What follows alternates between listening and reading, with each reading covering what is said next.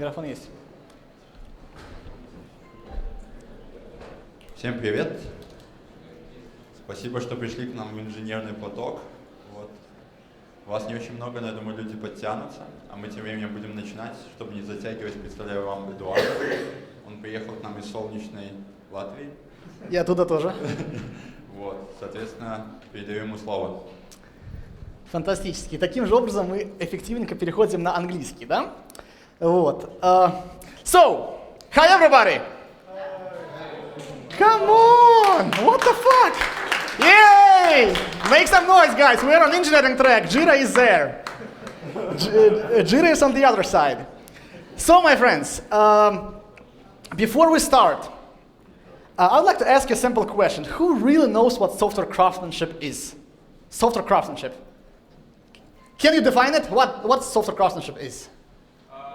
It's all about writing good software. Okay, it's about writing good software. Okay, your opinion? What's software craftsmanship? Fantastic. Yeah, quite good definitions. But basically, for me personally, software craftsmanship is about being professional. And that's it. Since we know what software craftsmanship is, let's go beyond software craftsmanship immediately, because software craftsmanship is clear. So why should we really go beyond craftsmanship? I believe that in order to succeed in your career, you really should know much more than technical stuff. You can't really conquer the world by applying your technical muscle. It's just impossible.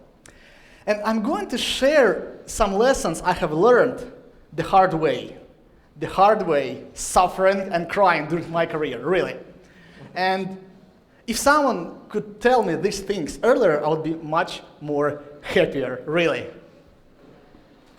So, and I'm going to share a story about Johnny, the software developer, and his road towards a remarkable career. Let's start? Yeah. Yay! Come on! So, fantastic. So, meet Johnny. This is Johnny. He's a software developer. He's a Java developer with 5 years of development experience. He's a senior guy. He works at a company called Schmoogle. He works on this search engine, very popular online, right? And he works full-time. He has decent salary, like most of us in IT world, right? And he also prays software craftsmanship gods. Basically, he thinks that software craftsmanship is something that he should pursue, and everyone as well, right? Johnny also has a boss, Milton. So Milton is a PM at the same company, Schmoogle, right? He's a senior guy. He reports directly to top management. He's decision maker, like guys in the room next to us. He haven't ever wrote a line of code, never. He doesn't really know how to code at all. And she believes that software craftsmanship is a waste of time because it doesn't contribute to a value, right? Who cares about craftsmanship? This is all about the developers and writing code, right? What's the value for a business? And Johnny actually hates Milton because every year, Johnny goes to Milton and begs for a 15% salary rise. He say, you know, Milton, I'm the best guy in the team. I write TDD, but these guys don't use TDD. I do TDD, but they don't. I'm the best guy. I know this stuff, and this stuff, and I'm actually the best. And every year, Milton responds, you know, Johnny, you're a good guy. You're a really good guy. You're this good software developer. Really, you do everything right. You're good, really. You're good. Hey. But there's one problem. There's one tiny problem. We don't have a budget this year.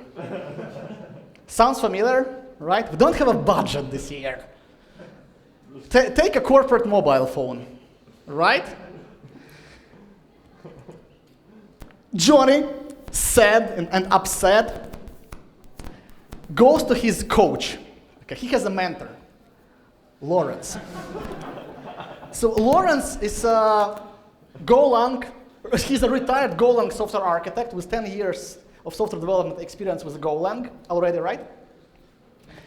And Johnny comes to Lawrence and say, Lawrence, life sucks, you know, something's wrong with me. I'm actually writing the code better than the others. I apply these rigid engineering practices and I'm sort of the best. But this company, which I work for, they doesn't really value me at all. They don't understand the skills that I possess, and they sort of don't care. On the market, there are hundreds of companies available, and they are willing to pay me much more. And these guys, they don't fucking care, right? They don't care. I will leave tomorrow. And Lawrence went, you know, Johnny, but what did you tell your boss to get this fantastic salary rise? I say that I know TDD, BDD, DDD, and how to refactor говно code on a daily basis. I know plenty of great frameworks like Spock, Spark, as well as machine learning and microkernels. What did you tell just now? What are you talking about? What the fuck? What the fuck? And Lawrence, you know, fine. You know all these things, right? And but does this thing actually bring the value to your customer? Because it doesn't really matter how many things you know, how many things you keep in your head, right? Until these skills or knowledge doesn't really help your company to raise money, to save money, or basically to monetize. From a management and the company's perspective, it's just a waste, right? It's just a waste. Okay, fine, you know everything, so what? So what? Is it really important that what you keep in your head until you don't use it? I don't think so. So, Johnny, why don't you really use the things that you know? Because Milton doesn't let me. Okay, fine, but what Milton suggests to use instead? Oh, he suggests to use very popular software development practice that most developers in our company do. It's called HHDD. HHDD? What the fuck is HHDD? Oh, it's a very popular practice. It's called Huyak driven development. What? Yeah, everyone is doing that, and most of the people in our company as well. What the fuck? I say, what the fuck, man?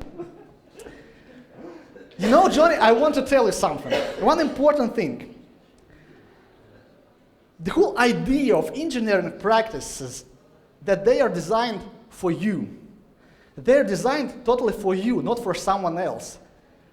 So if you think that your rigid engineering practices can actually guarantee high quality deliverables, higher returns of investment, less bugs, just go ahead.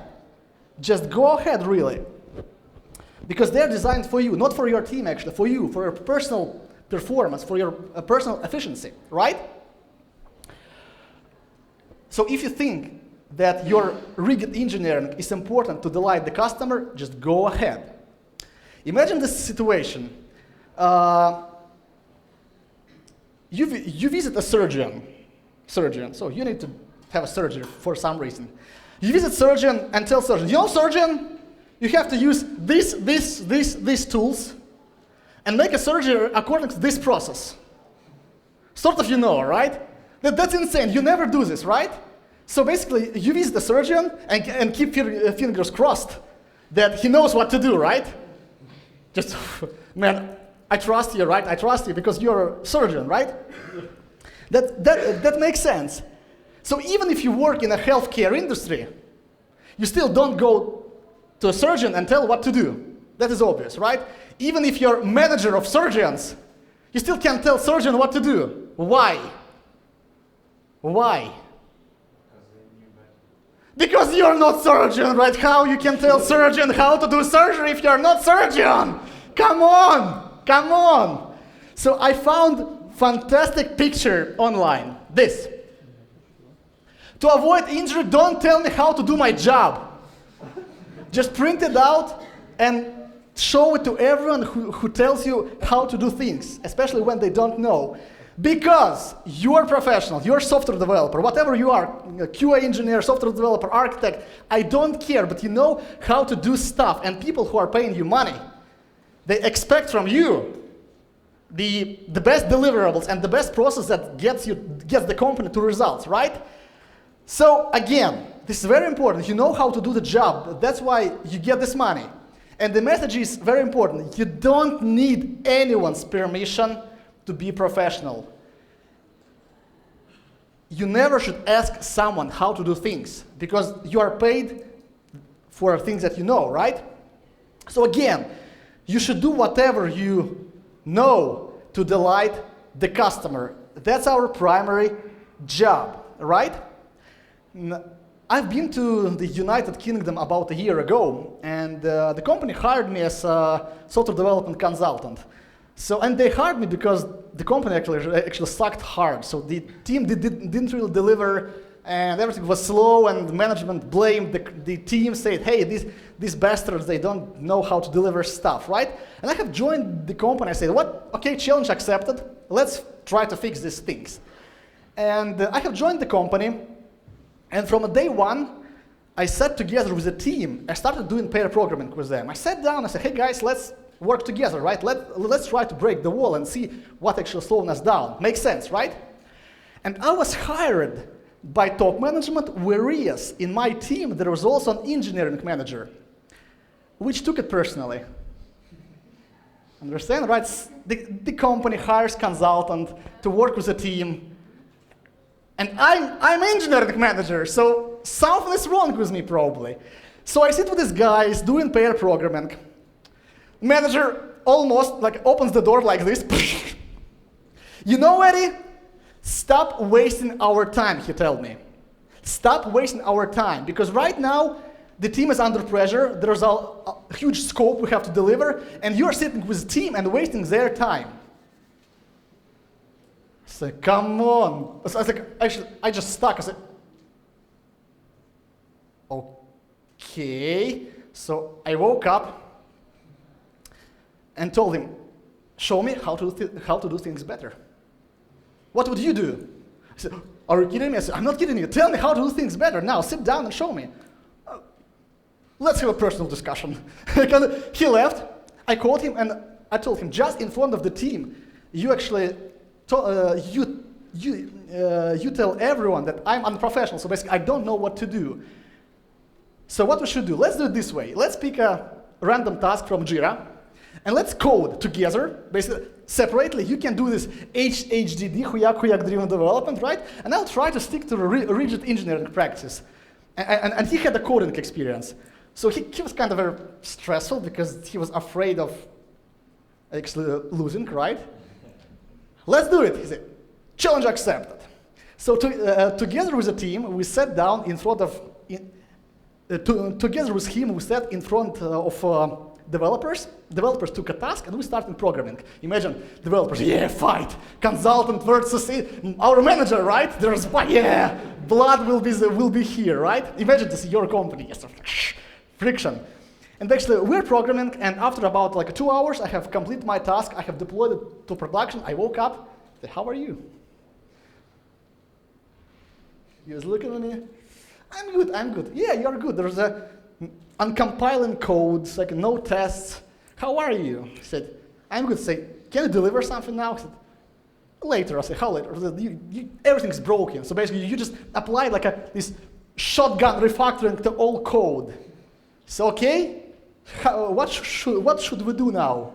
I don't know. I said, you know, man, never tell me how to do my job if you can't prove me that I'm wrong or I have to do it differently.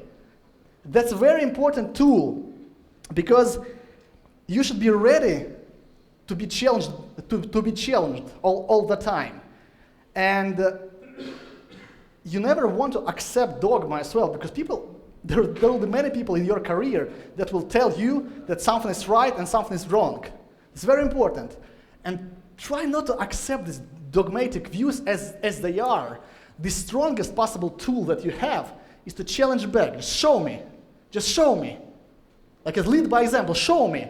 And most people just, they never show you how to do things, and you can continue your work, which is quite good, right?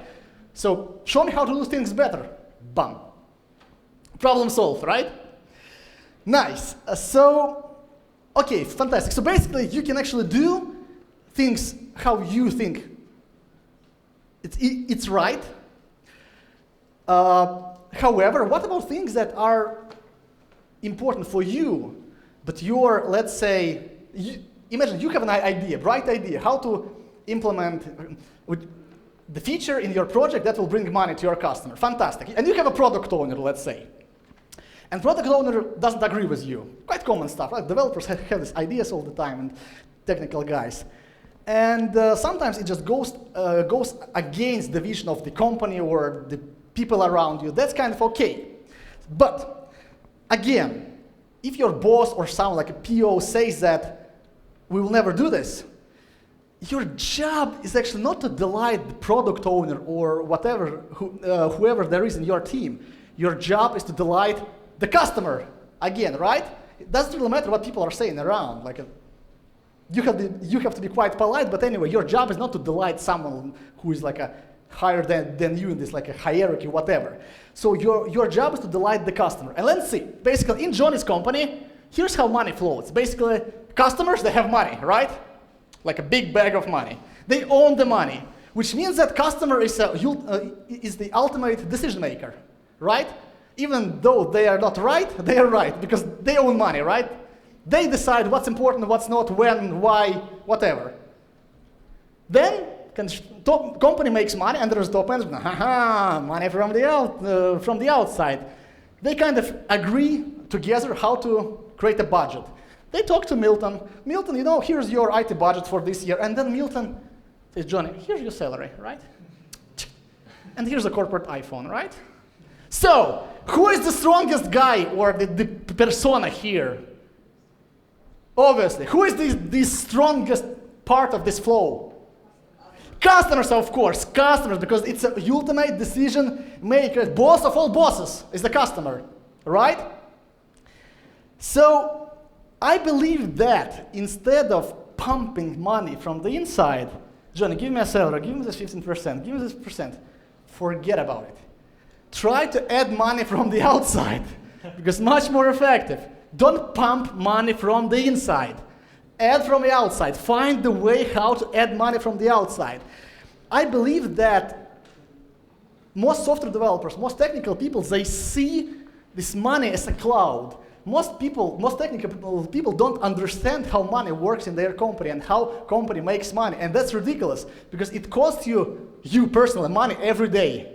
Every day you should know how company makes money, because you should know obviously how to add money from the outside, right?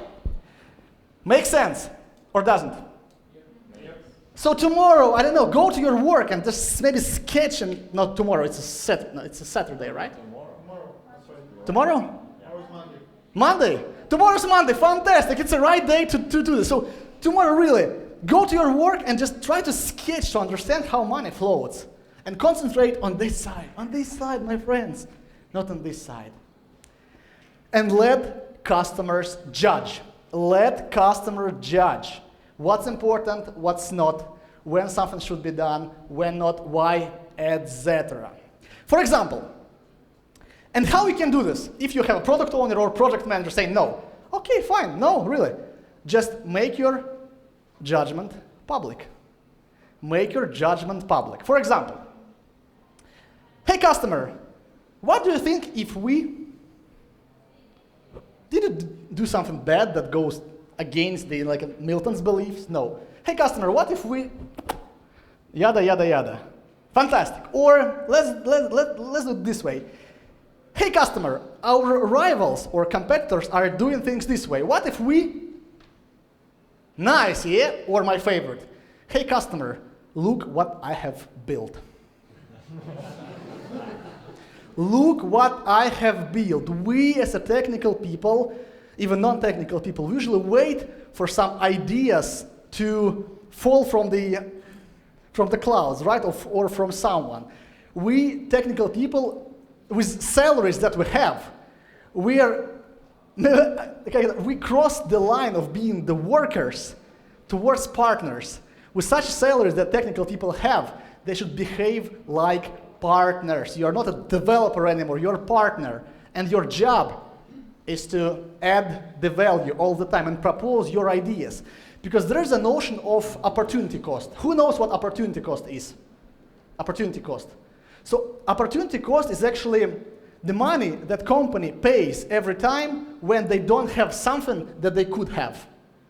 Make sense? So if you have if you have bright idea in your head and you don't do all your best to share it with the customer and explain the customer how potentially idea can make money, you're wasting money of your company by not doing actually. Not by doing, but by not doing. So it's opportunity cost. So by keeping idea in your head, you're losing company's money. Okay? But that's not that easy, because if you go to your customer and start selling them TDD or SHMDD or pair programming, they will tell, what are you talking about, man? You have to adapt your language.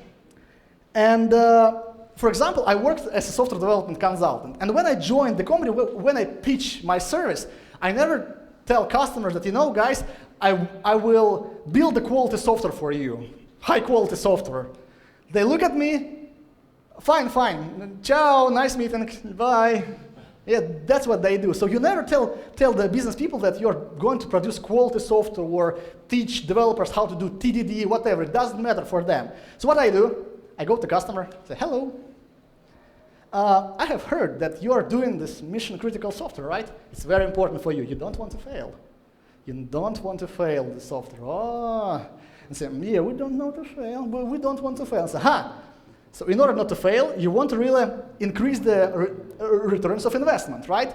And in order to increase the returns of investment, since it's a long-living project, you have to make sure that your team delivers high-quality software. The returns of investment, they interpolate it to high-quality software, and then I tell them, you know, guys, I can teach your guys how to do quality software. The same message, but the road was different, like, returns of investment, sort of money, and then you end up with high-quality software, right? You have to adapt your language. You have to adapt your language. And what's important as well, why do you think Scrum sells so well? Why Scrum is so popular and everyone is sort of doing Scrum, even if they're doing it wrong, but it's still popular? Why? Why it's popular? Scrum. Direct to customer discussions. Okay. What else? Okay, I believe that Scrum is very popular because it's crystal clear how to start. Here's the product owner, here's the backlog, here's the retrospective, here's the Scrum Master, here's I don't know, whatever there is, grooming. Just start, and then you just read the book, the roles, and go ahead. Everyone is doing it wrong, right? But anyway, it's clear how to start, right? And for example, let's look at the no estimates movement, right? No estimates is on the market for like 2 years already, probably. And why no one is doing no estimates, for example?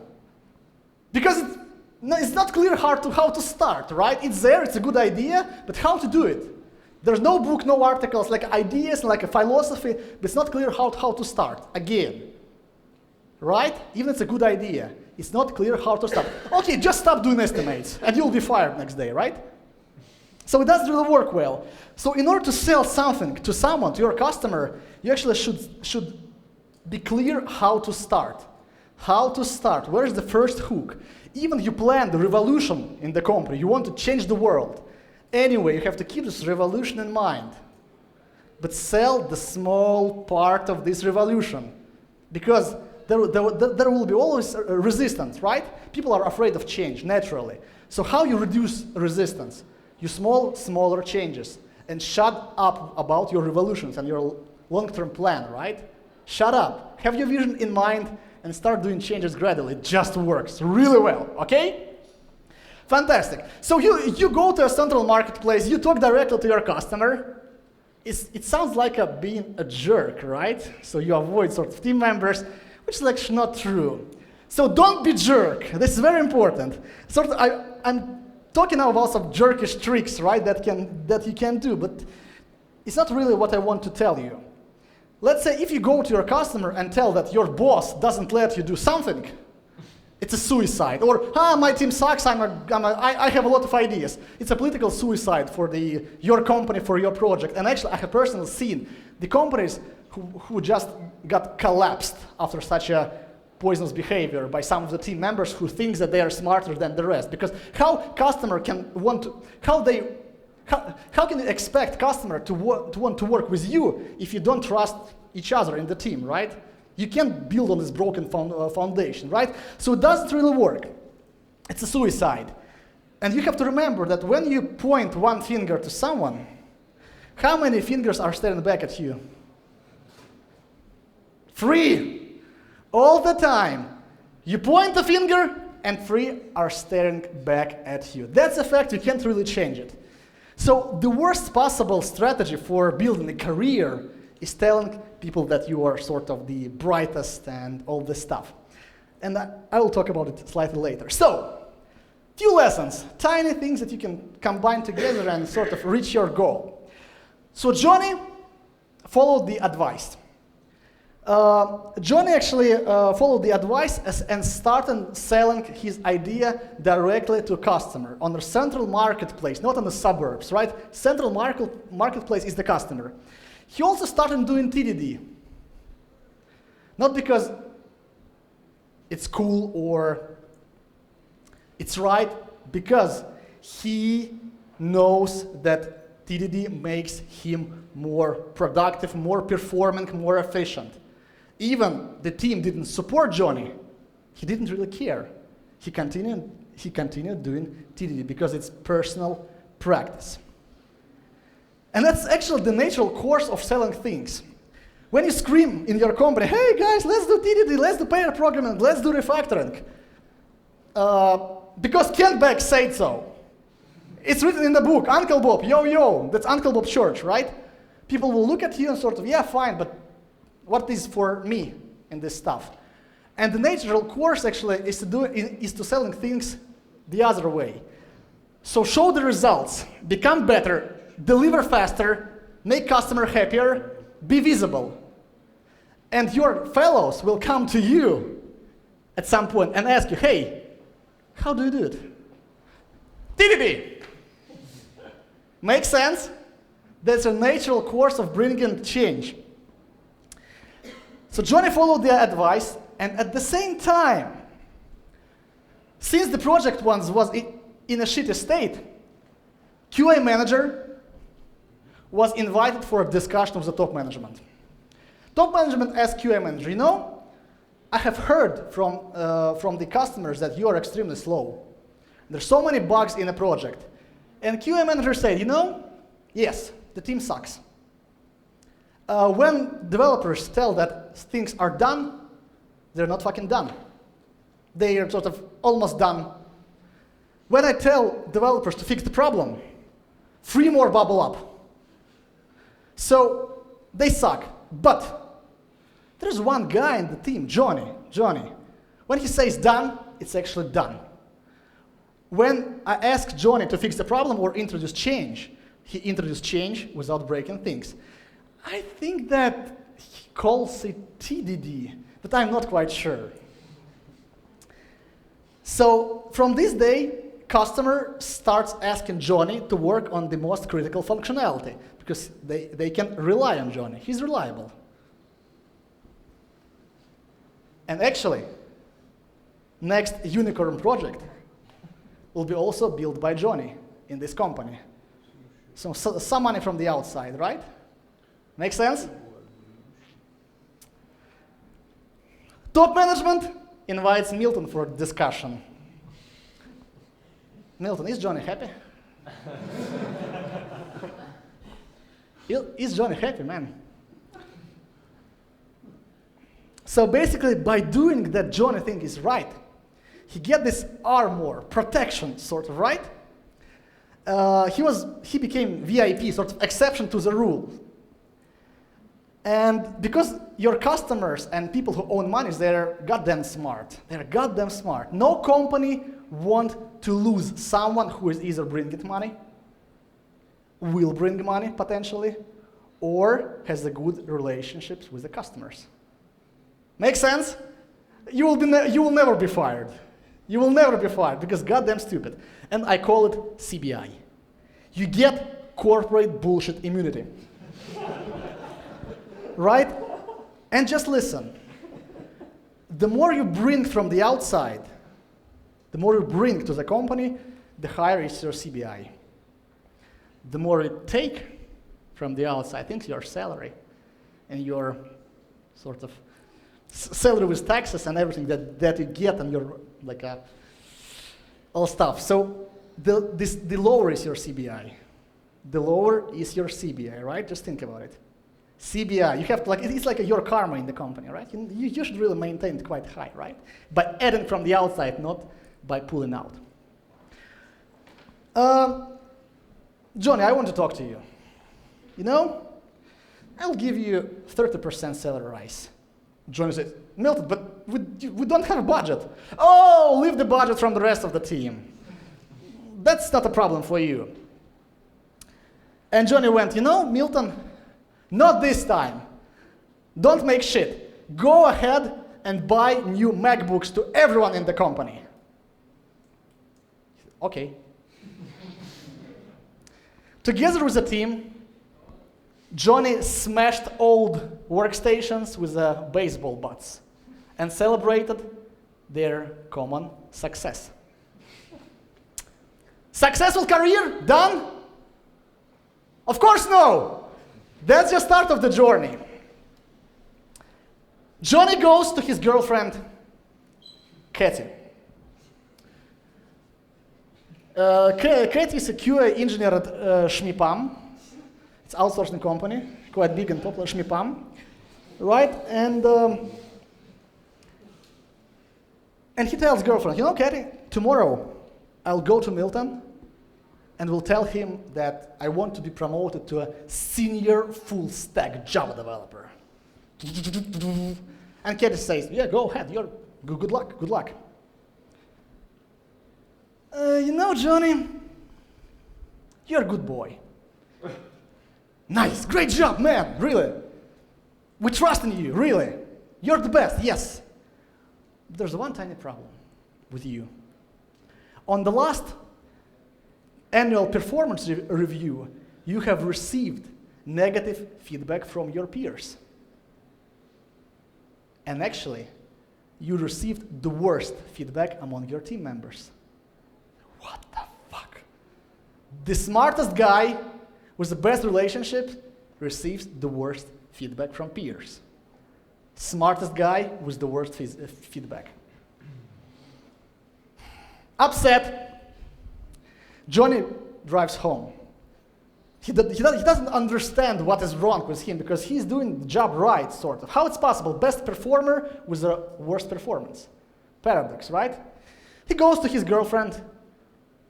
Kate says, fuck off, you're a loser. I always knew that you will never be a full stack senior Java developer. And she leaves him. Johnny, crying, goes to Milton again. Milton! Lawrence, life sucks. Life sucks. I don't understand what I'm doing wrong. Life sucks. I'm the best guy with the worst performance. And Lawrence went, you know, Johnny, success is a bitch. And success has a huge side effect. The more successful you become, the more others will think that you are mushroom and jerk. Because people are goddamn jealous. People are jealous, that's true, right? That's not what we want to hear, but that's true. They're jealous. And they will never support you. They will never support you. Because why should they support you? Why should your peers support you in the company? What it is for them in your success? Why should they bother? You're sort of competing, right? Why should they support you? Why they should bother? So, people are egocentric. Somehow you have to make sure that this egocentric behavior works for you. And imagine the situation. You go to government election. How do you choose the person whom to vote for? You don't choose people by a jacket or on a nicely sitting suite, right? Let's say if some politician promises to build a kindergarten, and you have a child, chances are that you will vote for this guy, because there is a small, tiny stake for you, right? Small, tiny stake. What about the politician that promises tax reduction for a business? Oh, you're a businessman, makes sense. I'll probably vote for this guy. So you think solely about yourself and your friends and relatives, right? That's harsh, right? And that's true. And if you go to Facebook, open the Facebook and see this political polemic, oh, these guys are stealing money, they suck, so la la la la la la. Why people are telling that? Because you don't get a stake. If you had something, you would probably shut up, right? And this is very important. When a politician or someone steals even more, but give you something. Oh, everyone is stealing, you say, everyone is stealing. But this guy built a kindergarten. Not that bad guy, right? That's how your egocentric behavior works. And the question is, did Johnny do something that would make other people interested in supporting him?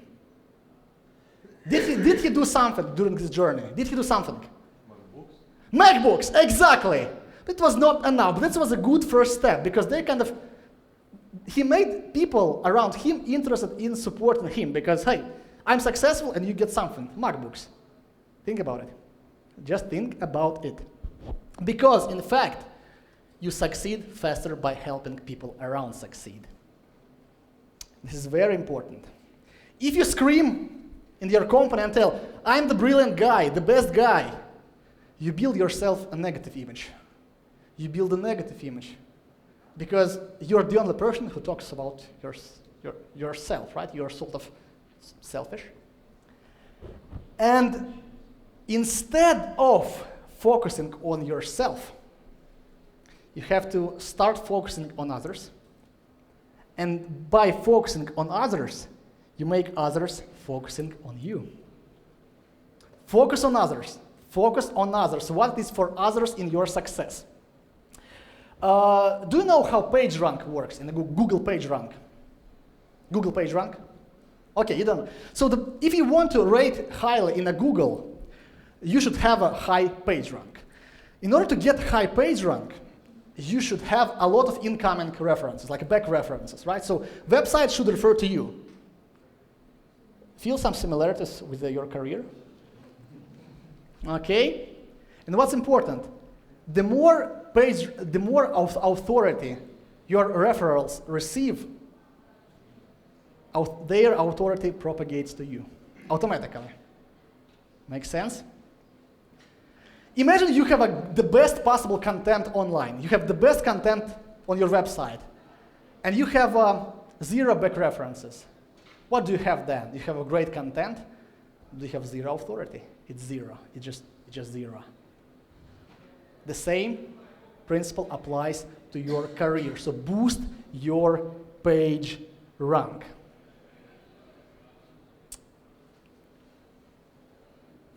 So you have to help your peers achieve their career aspirations. This is very important. Do you know what your fellows in the team are pursuing? What is their goal, their personal goal? Do you know? Who knows?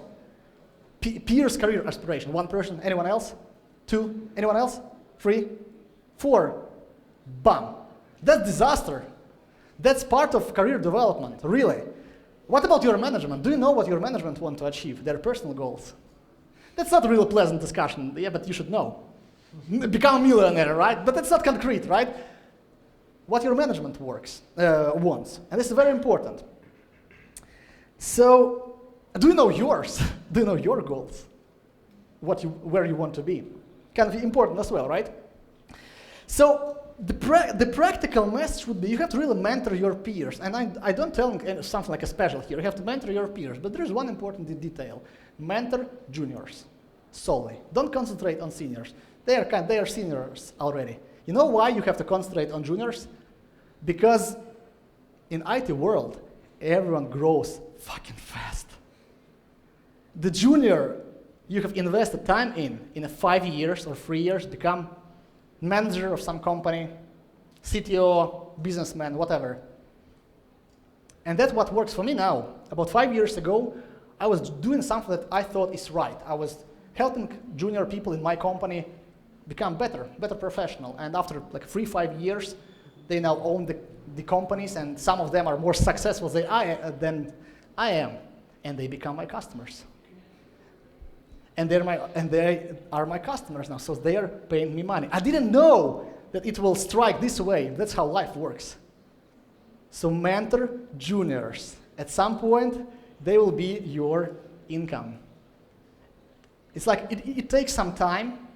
It looks like you better concentrate on building your skills, but you better build other skills because it pays a lot of dividends in future. A lot. What's important? When you succeed, it's team success. When you fail, it's your failure. And this is important. When you succeed, when you want to get a prize from the team, tell that it's not your achievement. Tell people that it's team's collective achievement, or it's actually Ellen's achievement. You know why? Because everyone knows by default that it's your achievement. You already have this credit. But tell people that it's not yours. You'll get double credit. Make sense? Think about it. Don't get a prize. I did this. Ellen did that. And people know that you, this guy who built, telling about others. Think about it. When you fail, when the team fails, you say, that's my failure. And I have learned from it. All my failures will be unique. Because I learned from my failures, and my next failure will be different. Right? So wake up and protect the team. Never be jerk. Don't try to say the team is wrong or someone else. It's your failure. Accept everything as your personal failure. It actually works well. You never hide behind the team, because otherwise you'll be jerk. And jerks will never be promoted. They will at some point, but it's not the best strategy. So, what Johnny did? He started doing pair programming with people just because he realized that at some point it will pay dividends. He suggested reading, started writing a blog, doing coding dojos, running brown bag sessions on Friday, everything that he could do in order to make his team more efficient. And when he finished his tasks at the daily stand-up, he stand up and shut his mouth and just join others and helping others deliver. Shut up. Done means done. Sit down and help others. That's what you should do. Johnny was invited by top management for discussion. You know, Johnny, we are so happy to have you here. We are so happy. And your team is actually the best team in the company. I want you to scale this success immediately. I want you to build more teams like that. Starting from this day, you're chief software architect, the most technical position in the company.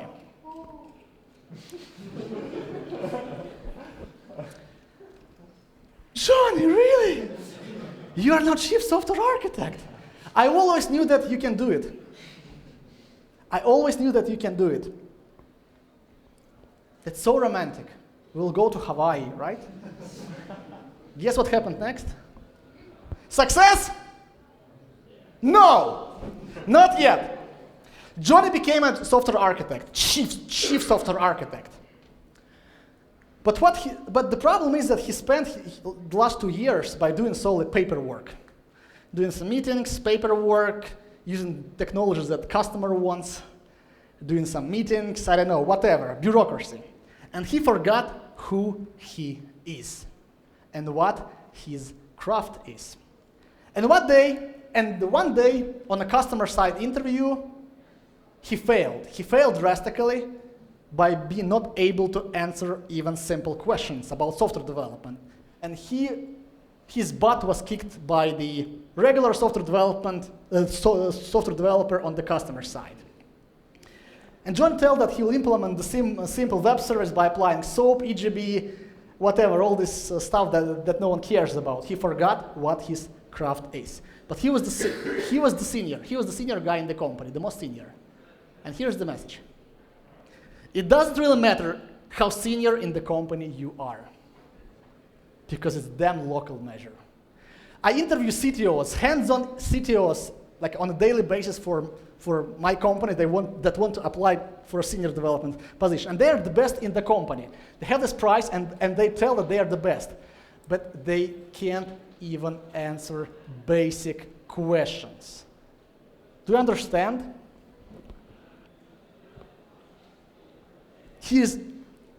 Because you will be promoted by the company and you'll be promoted and have this feeling of local success, right? The company wants to promote you to make sure that you stick with the company and you still work with this company. And they will pay you money, more and more money every time, but you can get blind. Someone is actually driving your career in this way. You can get blind. And the shittiest technology company wants you to use, the more they will pay. Do you get it?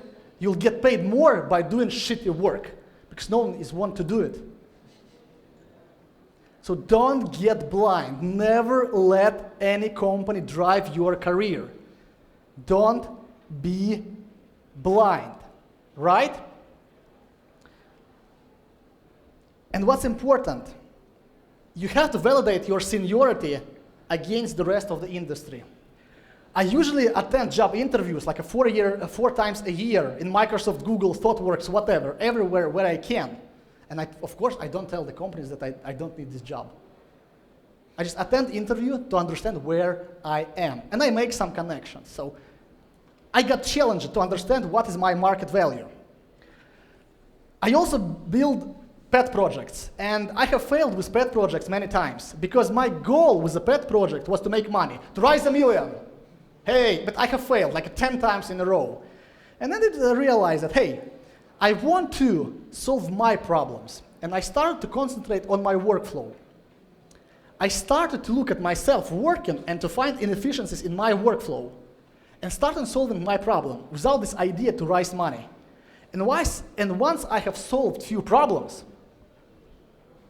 I realized that the problems that I have solved make sense for others as well. Actually, right now, I have to admit that I have passive income that let me stay at home for years in future. So I don't have to go to work anymore because these pet projects, they're not huge, but there are a few pet projects that generate me passive income. And the difference was very simple. I just started solving my problems. I forgot about money making. And once I really solved the problem, I started selling this to others. And it works for some reason, just a different mindset. So my friends, again, you have to validate your seniority against the rest of the industry by doing interviews, some pet projects, yes. And you have to forget about your title at work. Senior, stop complaining about other people in your company having more senior title, but by having lower skill set, because it doesn't really matter. For me personally, what matters is freedom. Because I believe that the only measure of seniority is your freedom. Freedom what to do, when, for what money, and whether to do something at all. That is the measure of your seniority, freedom of choice. So, after all lessons, so I haven't heard from Johnny for a while, but after all lessons he learned, I believe that he's in a good shape now. So, and I will conclude this presentation by a fantastic quote that motivates me a lot every time when I start doing something. So do what you feel in your heart to be right, what you feel is right. You'll be criticized anyway. You'll be damned if you do, and damned if you don't. Thank you.